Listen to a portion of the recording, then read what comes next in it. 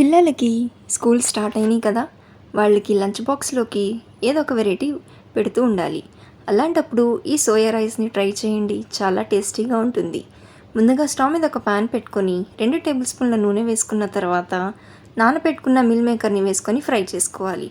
ఇలా కొంచెం ఫ్రై అయిన తర్వాత పక్కకు తీసుకొని దీనిలోనే సన్నగా తరిగిన ఉల్లిపాయలు, పచ్చిమిర్చి వేసి వేయించుకోవాలి.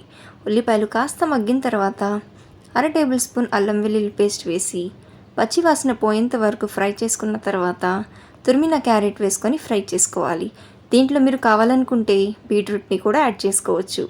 ఇప్పుడు దీంట్లో తగినంత ఉప్పు, కారం, పసుపు, గరం మసాలా వేసుకొని ఫ్రై చేసుకున్న తర్వాత ముందుగా ఫ్రై చేసి పెట్టుకున్న మిల్ మేకర్ని వేసుకొని లో ఫ్లేమ్లో ఒక 5 నిమిషాలు ఫ్రై చేసుకోవాలి. ఇప్పుడు దీంట్లో ఉడికించుకున్న అన్నాన్ని వేసి మొత్తం కలుపుకున్న తర్వాత కొత్తిమీర వేసుకోండి. ఇలా మీ పిల్లలకి లంచ్ బాక్స్లో ఒకసారి చేసి పెట్టండి, వాళ్ళు తృప్తిగా తినేస్తారండి. మరి ఈ రెసిపీ కనుక మీకు నచ్చితే ఖచ్చితంగా లైక్ చేయండి, షేర్ చేయండి, అలానే సబ్స్క్రైబ్ చేసుకోండి. Thank you.